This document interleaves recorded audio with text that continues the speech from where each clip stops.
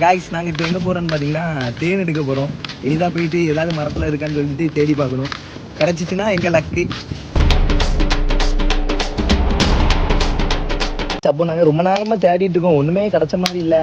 எல்லா மரத்துலையும் பார்க்குறோம். சரி பார்ப்போம், எப்படியாச்சும் இருக்கும், கிடைக்கும்னு நினைக்கிறேன். பார்ப்போம். என்ன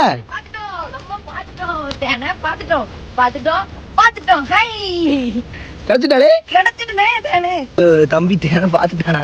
திருப்பி பார்ப்போம் வாங்க எப்படி இருக்குன்னு.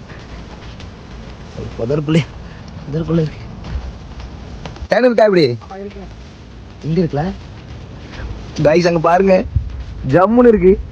தேனு தேனு தேனு இருக்கு இருக்கு இருக்கு இருக்கு. இப்ப தேன் இருக்கான்னு பார்ப்போம். அதான் கம்பு வச்சு லைட்டா என் தம்பியை குத்தி பார்க்க சொல்லியிருக்கேன். பார்ப்போம். இப்ப இது எதுக்கு பத்த வைக்கிறோம் பாத்தீங்கன்னா, நெருப்பை வச்சு அந்த அந்த இருக்குல வண்டு, தேன் வண்டெல்லாம் அனுப்பி விட இருக்குதான், அதை வந்து களைச்சு விட போறோம்.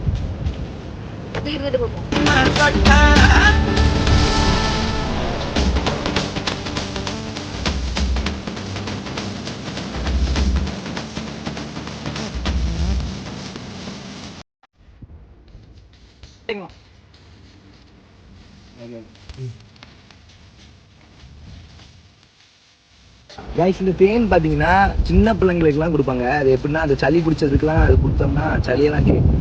ரொம்ப கடையில் வாங்குற தேனோட இது ஆர்கானிக்காக உள்ளது. இந்த மாதிரி நீங்களும் தேன் எடுத்து குடிச்சிருந்தீங்கன்னா மறக்காமல் கமெண்ட்ல சொல்லுங்க.